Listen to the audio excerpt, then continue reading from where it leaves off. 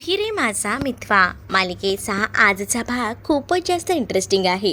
म्हणजे आता अंजली आणि त्यासोबत ईश्वरीचं नातं पुन्हा पूर्वीसारखं झालेलं आहे आणि सोबतच आता अंजलीने आपल्या बाबांचा सुद्धा स्वीकार केला आहे. नेमकं कसं काय घडलं तेच आपण या भागामध्ये पाहणार आहोत. चला तर मग वेळ न घालवता आजच्या भागाला सुरुवात करूया. सगळ्यात आधी व्हिडिओला लाईक करा बरं का. चला मग आता जेव्हा पुन्हा एकदा बाबा आलेले असतात तेव्हा बाबांनी येताना सगळ्यांसाठी वेगवेगळे गिफ्ट्स आणलेले असतात. पहिल्यांदा ते ईश्वरीला गिफ्ट देतात. ईश्वरीला ते गिफ्ट खूप जास्त आवडतं कारण त्यामध्ये गाय आणि वासरू असतं आणि ते गिफ्ट बघून ना इकडे मात्र ईश्वरी खूप जास्त खुश असते. तेच आता बाबा म्हणत असतात की हे गिफ्ट ना ईश्वरी तुला आणि त्यासोबत माझ्या चिंटूला आहे. मग आता तिकडनं वल्लरी जात असते. वल्लरीला हे सगळं काही बघवत नसतं. तेच आता अविनाश म्हणजेच मामा हा वल्लरीला थांबवून घेतो आणि वल्लरीला म्हणत असतो की वल्लरी कुठे जातेस बघ ना, इथे इथे ये असं बोलून तिला आता थांबवलं जात असतं. मग वल्लरीला नाईलाज असतं का होईना थांबावंच लागतं, दुसरा पर्याय नसतो. तेच आता दुसरीकडे जेव्हा बाबा सगळ्यांसाठी गिफ्ट घेऊन आलेले असतात ना, आता त्यांनी जे जे की काही गिफ्ट्स आणलेले असतात ना ते सगळे गिफ्ट्स एकेकाला देऊ लागतात. तेव्हाच त्याने आजीसाठी गीता आणलेली असते आणि ती गीता जेव्हा ते आजीला देतात तेव्हा आजीलाही आवडतं आणि ती गीता हातात घेऊन आजी खूप जास्त खुश होते. आजी म्हणत असते की मस्त. मग नंतर एक गिफ्ट आणलेलं असतं जे की असतं इकडे असणाऱ्या अंजलीसाठी आणि त्याचसोबत या राकेशसाठी सुद्धा. मग ते गिफ्ट देत असतात आणि म्हणतात की जावई बापू आणि तुझ्यासाठी हे गिफ्ट आहे आणि असं बोलून तिच्या हातामध्ये ते गिफ्ट देत असतात. तेव्हाच ना इकडे मात्र अंजली त्यांच्याकडे पाहत राहते कारण जावई बापूंसाठी सुद्धा आणले म्हटल्यावर तो माणूसच नाही आहे तर त्याला गिफ्ट काय द्यायचं. त्याचबरोबर सगळेजणं त्यांच्याकडे पाहू लागतात. तर ते विचारतात की काय झालं, जावई बापू नाही आहेत का, म्हणजे मला जावई बापूंना भेटायचं होतं, अजून कामावरनं आले नाही आहेत का, नाही तर त्यांच्याच हातात मी हे गिफ्ट दिलं असतं असं देखील आता म्हटलं जात असतं. मग जावई बापू कुठे गेले असंही विचारल्यानंतर इथे अर्णव बोलत असतो की त्या माणसाचा अखेरीस पर्दाफाश झाला. पण या गोष्टींना काही कळत नसतात इकडे असणाऱ्या बाबांना, कारण बाबांना काहीच माहिती नसतं ना. त्यामुळे बाबा म्हणतात की म्हणजे काय, मला काही कळलं नाही. मग आता बाबांना एक एक गोष्ट सगळ्या गोष्टी ज्या आहेत ना त्या सांगाव्याशा वाटत असतात इकडे असणाऱ्या या ईश्वरीला, कारण ईश्वरी सगळं काही ओळखून होती आणि तिला वाटत होतं की बाबा आता आपल्या घरचेच आहेत तर बाबांनी या सगळ्या काही गोष्टी सांगायला हव्यात, उगाच ना उशीर करायला नको. आणि म्हणूनच मग ती आता बाबांना एक एक गोष्टी सांगायचा विचार करत असते. मग ती म्हणत असते की बाबा सगळं काही मी तुम्हाला सांगते आणि मग आता बाबांना ती त्या दिवशी घडलेला प्रसंग सांगू लागते, ज्यामध्ये आता जो राकेश होता त्याने कशा पद्धतीने सगळ्यांना आतापर्यंत फसवलं होतं, कसा सगळ्यांचा वापर करून घेतला, या सगळ्या गोष्टी आता ती सांगू लागत असते. आणि हे सगळं काही ऐकून ना इकडे असणाऱ्या या बाबांनासुद्धा धक्का बसतो. बाबाही आता पाहतच राहतात की हे सगळं काही एवढं झालं आहे आणि मग त्यांना अंजलीची दया येऊ लागते, कारण अंजली या सगळ्यातून सफर करून जात होती आणि मग अंजलीचं दुःख त्यांना समजतं. तेच आता अंजलीला सावरून घेत असतात. अंजलीला म्हणत असतात की मला कळतंय या सगळ्याचा किती त्रास होत असेल, कारण त्यांना आता एकूण एक गोष्ट जी आहे ना ती सायलीने सांगितलेली असते, जसं की त्यांना पकडून नेलं, आता ते पोलिसांच्या हवाले आहेत आणि त्यामुळे आपण सुटकेचा श्वास घेतोय. आता अंजलीची जे दुःख आहे, अंजलीच्या वाट्याला जो काही त्रास आला आहे, या सगळ्याची जी जाणीव आहे ती आता बाबांना झालेली असते आणि त्यामुळेच ना बाबा आता तसाच विचार करत असतात. बाबा आता म्हणत असतात की नको नको त्रास करून घेऊस तू स्वतःला, मला माहिती आहे की तुला या सगळ्याचा त्रास होत असणार आहे, पण नको एवढा विचार करू. तुला वाटत असेल की तू एकटी आहेस, पण नाही, तुझ्यासोबत आम्ही आहोत, आम्ही तुझी नेहमीच काळजी घेऊ, त्यामुळे ना तू एकदम बिनधास्त राहा असं देखील आता सांगितलेलं असतं. आणि जेव्हा या सगळ्या काही गोष्टी सांगितल्या जातात ना तेव्हा मात्र आता इकडे असणारी ही त्यांच्याकडे बघत असते. म्हणजेच ना त्यांचं जे काही दुःख असतं ते सगळं काही अंजलीला सुद्धा कळत होतं. अंजली म्हणत असते की खरंच या सगळ्यातना बाहेर पडणं थोडं डिफिकल्ट आहे, पण नको काळजी करूस, मी आहे ना, मी समजू शकतो तुला किती त्रास होत असेल, पण तू स्वतःला त्रास करून घेऊ नकोस, कारण तुला त्रास झाला ना तर माझ्या नातीलासुद्धा त्रास होईल आणि तुझ्या मुलीला कोणताही त्रास व्हायला नको. जेव्हा मी हे घर सोडून गेलो होतो तेव्हा तुम्हाला जे सहन करावं लागलं ते आता तुझ्या बाळाला सहन करायला लागू नये. तेव्हा तरी तुम्ही मोठे होतात, पण तुझं हे बाळ छोटं आहे आणि ज्या काही गोष्टी झाल्यात ते दुःख खूप मोठं आहे, पण तू काळजी करू नको. या सगळ्यातना बाहेर काढण्यासाठी मी आहे कायम तुझ्याबरोबर, असं देखील आता ते सांगत असतात. आणि तेव्हाच तिला म्हणत असतात की कधीही काही वाटलं ना तर बिनधास्तपणे माझ्यासोबत येऊन मन मोकळं करायचं, असा जराही विचार करायचा नाही की मला काय वाटेल, समजलं ना. असंही बोलून ते आता अंजलीला समजावून सांगत असतात. अंजली जेव्हा या सगळ्या काही गोष्टी ऐकते तेव्हा अंजली जी आहे ती आता पाहतच राहते. मग अंजली बाबांच्या मिठीमध्ये शिरून खूप जास्त रडत असते. मग आता बाबांनाही बरं वाटतं की अंजली मोकळी झाली आहे रडून. मग आता ती बाबांना म्हणते की बाबा, तुम्ही माझ्यासाठी हे 4 शब्द बोललात ना की मी आहे तुझ्यासोबत, हे ऐकूनच बरं वाटलं, खरंच सांगते मी, असं बोलून ती आता त्यांच्याबरोबर बसून रडत असते. आणि आता तिने चक्क बाबांना बाबा म्हणून स्वीकारलेलं असतं. हे सगळं काही आता अर्णव पाहत असतो.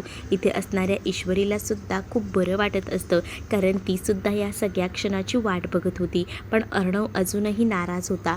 अर्णव अजूनही त्याच्या वडिलांना बाबा म्हणून संबोधत नव्हता आणि यासाठी अजूनही दुःख हे तर असतंच, पण दुसरीकडे मात्र या सगळ्या गोष्टी समोर घडत असतात आणि त्यामुळेच ना इकडे वल्लरीसुद्धा नाराज असते. वल्लरीलाही नेहमीप्रमाणे तेच वाटत असतं की ह्यांचं काही झालं तरी बॉन्डिंग चांगलं व्हायला नको, पण इथे आता सगळ्या गोष्टी चांगल्या होत असतात. त्यामुळे आजी, त्यासोबत मामा हे सुद्धा आता खूप जास्त अंजलीसाठी हॅप्पी असतात, कारण शेवटी त्यांना त्यांचे वडील मिळालेले असतात ना. तेच आता दुसरीकडे अंजली खूप जास्त रडत असते, तर बाबा तिला मिठीत घेऊन शांत करत असतात आणि म्हणत असतात की नको स्वतःला त्रास करून घेऊ, आम्ही आहोतच की, आम्ही करू सगळ्या काही गोष्टी. पण दुसरीकडे आता पाहायला मिळतं की अंजली जेव्हा बाबांच्या मिठीत विसावते ना तेव्हा ती आता चिंटूला सुद्धा बोलवत असते. म्हणजे तिलाही असं वाटत असतं की त्यानेही यावं आणि मग कसं हे कुटुंब तयार होईल ना. पण तरीसुद्धा लगेचच ना त्याने सांगितलेलं असतं की नाही, तू जरी या माणसाला माफ केलं असलं तरीसुद्धा मी या माणसाला माफ करणं शक्य नाही, आताच्या घडीला तर नाहीच नाही, असंही आता तो बोलून टाकतो. तेव्हाच ना चिंटूचा राग मी समजू शकतो. चिंटूच्या रागासाठी मी काही करायला तयार आहे, पण आता मला शांत राहण्यापासून पर्याय नाही आहे. काही झालं तरीसुद्धा मी चिंटूचा कधी एकदा स्वीकार चिंटू माझा करतोय ना याची लास्टच्या क्षणापर्यंत वाट बघेन, असं देखील आता म्हटलेलं असतं. तेच आता दुसरीकडे ती जेव्हा रडत असते तेव्हा तिला आधार मात्र द्यायला ते असतातच, पण आता त्यांनी ना प्रसादही आणलेला असतो. तो प्रसाद आता ते सगळ्यांना देत असतात. म्हणजेच ते म्हणत असतात की मी देवळातून हा प्रसाद आणलाय, पहिल्यांदा घे, अंजली बाळा तू खाऊन घे, काही झालं ना तरी एकटं वाटून घ्यायचं नाही, आम्ही आहोत तुझ्यासोबत, असंही आता ते बोलतात. तेव्हा अंजली त्यांच्याकडनं प्रसाद घेते तेव्हा तिलासुद्धा अगदीच ना असं भरून आलेलं असतं आणि ती एकटक पाहत राहते त्यांच्याकडे. मग तेव्हाच ना ते म्हणत असतात की आता आपल्या कुटुंबावर जेही संकट आलं आहे ना ते हळूहळू का होईना कमी होईल, व्यवस्थित होईल सगळं काही, असाही विचार ना आता मात्र ती करत असते. तेच आता आजीच्या हातातसुद्धा प्रसाद येतो तेव्हा आजीही पाहत राहते. मग तेच दुसरीकडे मात्र सगळ्यांनाच प्रसाद देत असतात, पण इकडे अर्णवला काही त्यांच्या हातून प्रसाद घ्यायचा नसतो. म्हणून अर्णव जो आहे तो आता त्यांच्याकडे न बघताच तिकडनं उठण्याचं ठरवतो. मग तेव्हाच ना ते म्हणत असतात की निदान ईश्वरी तू तरी घे. मग आता अर्णवला अचानकपणे फोन आलेला असतो. अर्णव आता तो कॉलच उचलायला जात असतो. अर्णव जेव्हा तो कॉल उचलतो तेव्हा पोलीस स्टेशनमधून खरं तर त्याला कॉल आलेला असतो आणि जेव्हा पोलीस स्टेशनमधून कॉल येतो ना तेव्हा जरा तो आता विचार करू लागतो. पोलीस सांगत असतात की खरं तर आम्हाला जो मारेकरी आहे तो सापडला आहे. ही गोष्ट जेव्हा आता कानावर पडते तेव्हा तर आता इकडे असणारा अर्णव चकित होतो. अर्णव म्हणतो, खरंच का, सापडला आहे का, आम्ही येतो, असंही आता म्हटलं जात असतं. आणि जेव्हा या सगळ्या काही गोष्टी बोलल्या जातात ना, तेव्हा पोलीस म्हणतात की हो, तुम्ही पोलीस स्टेशनला या, म्हणजे कसं आपल्याला या विषयावर डिटेलमध्ये बोलता येईल. मग तोच अर्णव म्हणतो की हो हो, मी आलोच. आणि असं बोलूनच ना त्याने आता लगेच फोन ठेवलेला असतो. तेच आता शौर्यला विचारतात की काय झालं आहे. तेव्हाच ना शौर्य सांगत असतो की मला पोलीस स्टेशनमधून फोन आला होता. मिस इंदौरवर ज्यांनी हल्ला केला होता ते मारेकरी सापडले आहेत. हे देखील अर्णवला पोलिसांथ्रू कळलेलं असतं. आणि त्यामुळेच ना आता अर्णव ज्या काही गोष्टी पोलिसांकडनं ऐकतो त्या सगळ्या काही गोष्टी या लोकांना सांगू लागतो. तेव्हाच ना अर्णव म्हणत असतो की चला आता पोलीस स्टेशनला जायला हवं. काय आहे ना की सगळ्या गोष्टी समजल्या आहेत. मग दुसरीकडे आता ईश्वरीला लक्षात येतं की आताच बाबांनी सगळ्यांना प्रसाद दिला आणि आताच बाबा म्हटले ना की सगळं काही नीट होऊ दे. अगदी तसंच झालं आहे. सगळ्या गोष्टी अगदीच ना व्यवस्थित पार पडलेल्या आहेत हे सुद्धा तिला कळत असतं. आणि त्यामुळेच ना तिने आता देवाचे आभार मानलेले असतात. तेच दुसरीकडे अर्णव जेव्हा ह्या सगळ्या काही गोष्टी सांगतो तेव्हा आता मामा बोलत असतात की चला एकंदरीत बरं झालं, हळूहळू का होईना सगळ्या गोष्टी नीट होत आहेत. मग आता अर्णव म्हणत असतो की आताच ना निघावं लागणार आहे लवकरात लवकर आपल्याला, कारण तिथे तो कोण माणूस आहे हे बघायला हवं. तेव्हाच तर आपल्याला सगळ्या काही गोष्टी समजतील की या सगळ्याच्या मागे नेमकं कोण कोण आहे ते. म्हणजेच ती बाई जरी असेल ना ह्या सगळ्याच्या मागे तरीही सोडायचं नाही हे सुद्धा आता अर्णवने ठरवलेलं होतं. दुसरीकडे आता बाळाला झोपवत असताना ना मनात हजारो प्रश्न उपस्थित असतात अंजलीच्या. कारण आता कर्णिकाला झोप लागत नसते. तर आताच अंजलीला असं वाटत असतं की कर्णिकाला तिच्या वडिलांची आठवण येत असेल. पण कर्णिकाला आता कोण सांगणार की तिचे वडील पुन्हा येणार नाही आहेत. असंही एकटीच अंजली बडबडत असते. अंजली जेव्हा ज्या काही गोष्टी बोलत असते ना तेव्हा ईश्वरीने नेमकं ते बोलणं ऐकलेलं असतं. तेव्हाच ना कर्णिकाला अंजली गोष्ट सांगत असते एका प्रिन्सेसची. आणि त्यामध्ये तुला तुला तर बाळा तुझ्या बाबांचं प्रेम हे कधीच मिळणार नाही आहे. तुला फक्त आता माझ्यासोबतच एकटं राहावं लागणार आहे असं देखील ती आता म्हणत असते. तेव्हाच ना तिथे ईश्वरी येते आणि ती आता अंजलीला समजावू लागते.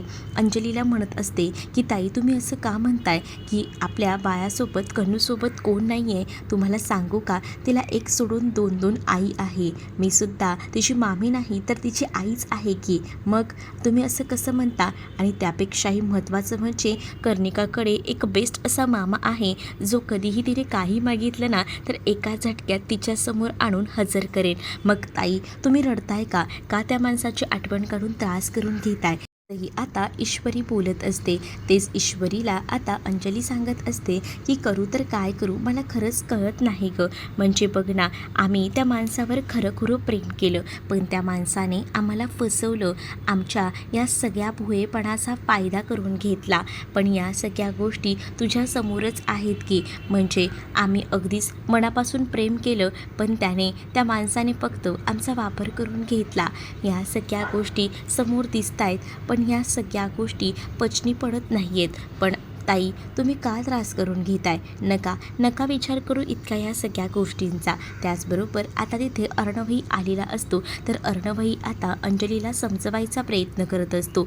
कन्नूसाठी तो नसला म्हणून काय झालं, तिचा मामा तर आहे ना, तिच्या मामासाठी ती कधीही अवेलेबल आहे. मग आता मामा म्हणजेच अर्णव म्हणत असतो की काही हवं असेल ना तर मला सांगायचं, मी कर्णिकासाठी 0 मिनिटात तिच्यासमोर सगळ्या काही गोष्टी सादर करेल. आणि राहिली गोष्ट प्रेम द्यायची तर एक मामा म्हणून मला जेवढं करता येईल ना तेवढ्या सगळ्या काही गोष्टी मी माझ्या कन्नूसाठी करणार आहे असं देखील आता तो म्हणत असतो. आणि जेव्हा या सगळ्या काही गोष्टी तो बोलून दाखवतो ना तेव्हा आता अंजली सुखावते.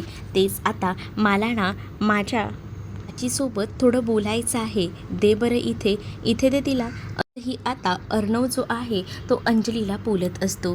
तेच आता अर्णव अंजलीच्या हातात ना बाळाला घेतो, कारण त्याला असं वाटत असतं की काही झालं ना तरीसुद्धा बाळ जे आहे त्याला आपण बघायला हवं, त्याला आपण सांभाळायला हवं. म्हणूनच मग आता बाळाला त्याने तिच्याकडनं घेतलेलं असतं. मग जेव्हा एवढं सगळं छान सुंदर घडत असतं ना, तेव्हा अंजलीलासुद्धा बरं वाटतं.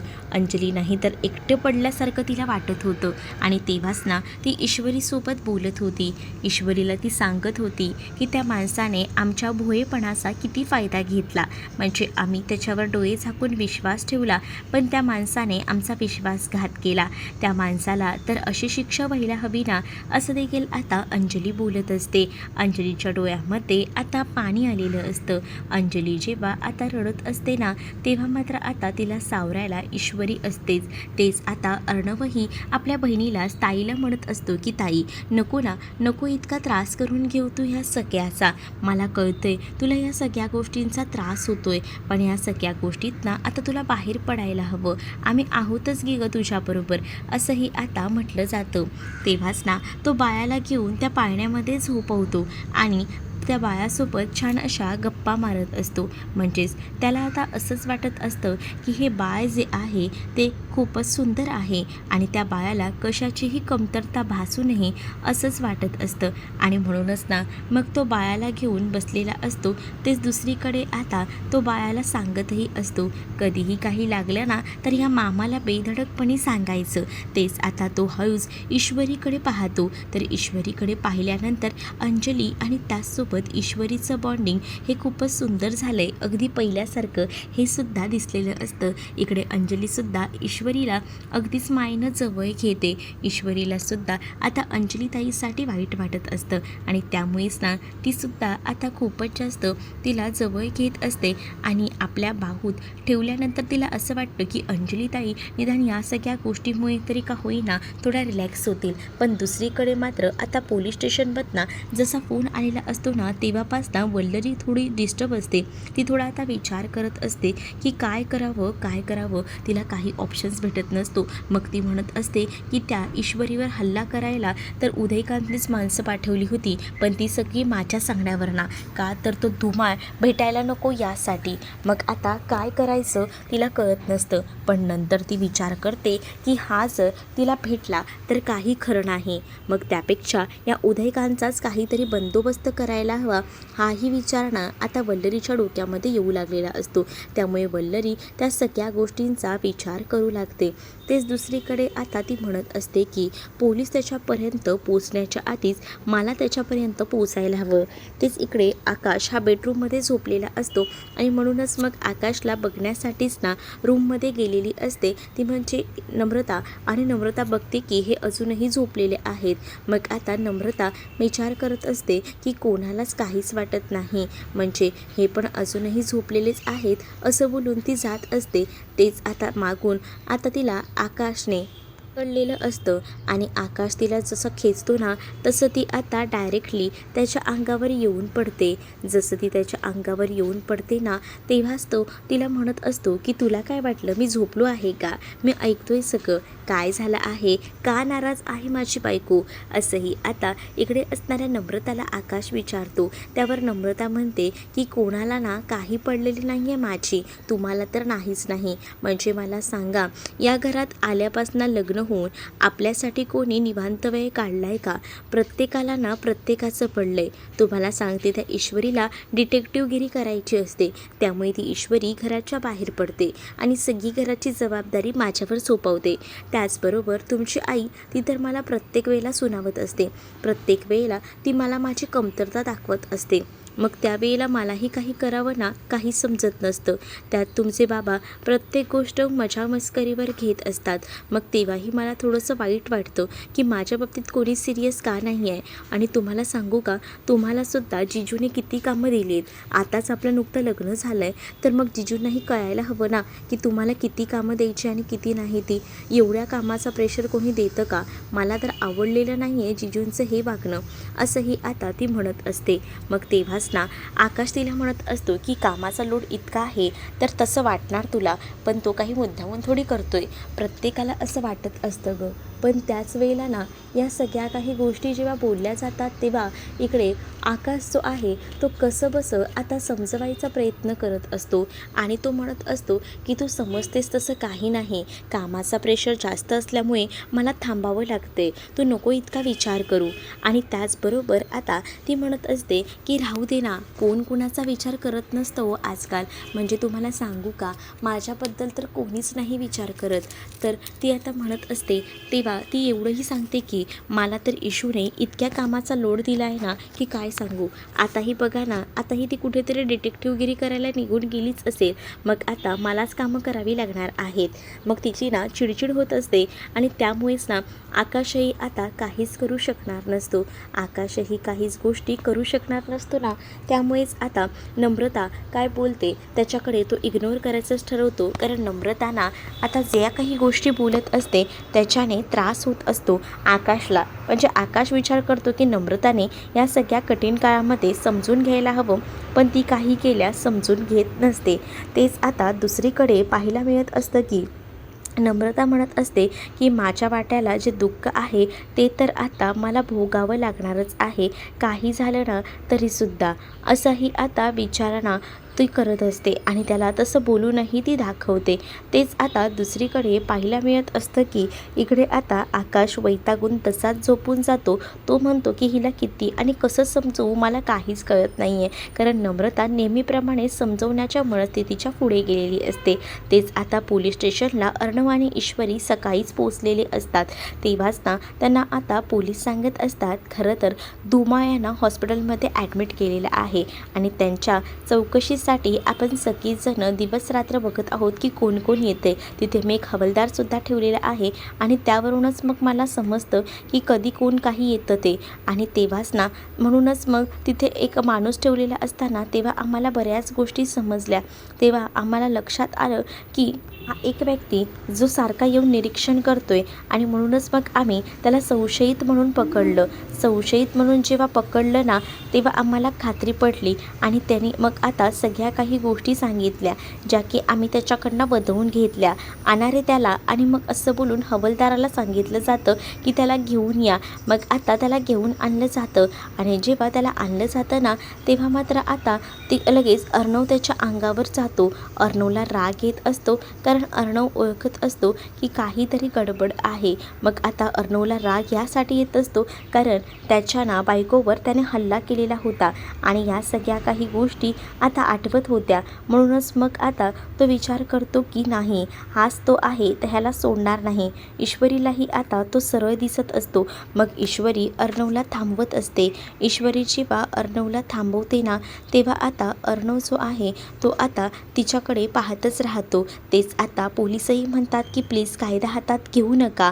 मग आता अर्णव म्हणतो की तुझी हिंमत कशी झाली रे माझ्या बायकोवर हात टाकायची, असंही आता म्हटलं जात असतं. तेव्हाच ना इकडे त्याला विचारलं जातं की आता बऱ्या बोल्याने सगळं काही सांगतोयस का. मग आता त्याला ह्या सगळ्या गोष्टींबद्दल विचारलं जातं. तर इकडे वल्लरी जी आहे ती तर आता नुसती चिडचिड होत असते तिची.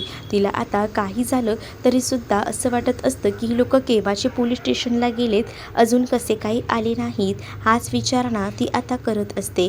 मग ती विचार करूनच ठरवते की काय करू तिला काही कळत नसतं. आणि तेव्हाच ना तिने आता ईश्वरीला कॉल केलेला असतो. ईश्वरी इकडे बघते की कॉल आला आहे मामींचा कॉल का आला असेल असा विचार ती करत असते आणि बाजूला जाऊन ती आता मामीचा कॉल रिसीव करते.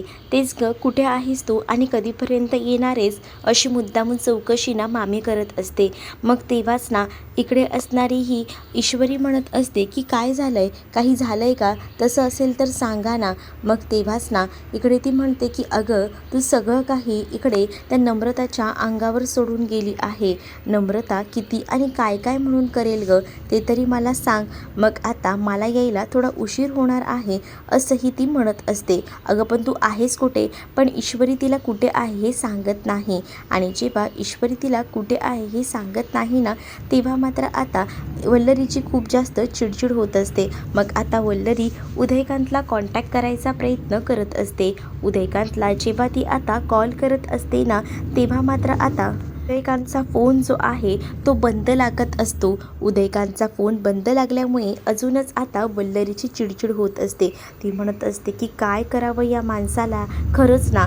आणि त्यामुळेच ना ती चिडचिड होत असताना इकडे विचारलं जात असतं त्या माणसाला की अरे तू बोलतोयस का, सांगतोयस का ह्या सगळ्या काही गोष्टी, असंही आता म्हटलं जात असतं.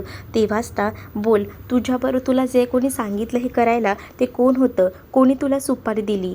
तर तो म्हणत असतो की ती बाई नव्हती, तो एक पुरुष होता. मग आता या लोकांना तर धक्का बसतो पुरुष होता म्हटल्याबरोबर. कारण आतापर्यंत यांच्या स्टोरीमध्ये जे काही करत होतं ती फक्त एक स्त्री होती आणि आज पुरुषसुद्धा एंटर झाला आहे म्हटल्यावर अर्णव ईश्वरी दोघंही जण एकमेकांकडे पाहू लागतात. मग आता तू त्या माणसाला पाहिलं आहेस का? त्या माणसाला म्हणजे त्यांनी ना आम्हाला फोन करून सांगितलं, पण मी त्याचं वर्णन सांगू शकतो. मग आता तो वर्णन सांगायला तयार असतो. मग आता ही लोक ठरवतात की चला वर्णन तर निदान सांगितलं जातं आहे ना, मग आपण आहे ना एक काम करूया, आपण त्याच्याकडनं स्केच काढून घेऊया. मग आता स्केच आर्टिस्टला बोलवलं जातं आणि मग स्केच आर्टिस्टकडनं एक स्केच काढून घेतलं जातं. ते स्केच काढल्यानंतर उदयकांतचं स्केच तयार होतं. उदयकांतचं स्केच तयार झाल्याबरोबर आता अर्णव ईश्वरी त्या स्केचकडे पाहू लागतात आणि घरी ते स्केच आणलेलं असतं. घरी जेव्हा स्केच घेऊन येतो तेव्हा वल्लरी तर रागातच पाहत असते. वल्लरीच्या पायाखालची जमीन सरकते.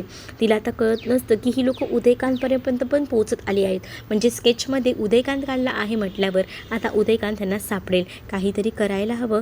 तेच आता उदयकांतला माहिती असणार आहे की या सगळ्याच्या मागे कोणती स्त्री आहे. लवकरच त्या स्त्रीच्या हातातसुद्धा हतकडी पडतील असंही आता ईश्वरी म्हणत असते. तेव्हा मात्र आता वल्लरीची फाटलेली असते. तर तुम्हाला भाग कसा वाटला हे नक्कीच मला कमेंटमध्ये सांगा आणि अशाच नवनवीन भागांसाठी आपल्या चॅनललासुद्धा सबस्क्राईब नक्कीच करा. चला तर मग भेटूया पुढच्या भागामध्ये. तोपर्यंत टाटा बाय. व्हिडिओ आवडला असेल तर लाईक करायला विसरू नका.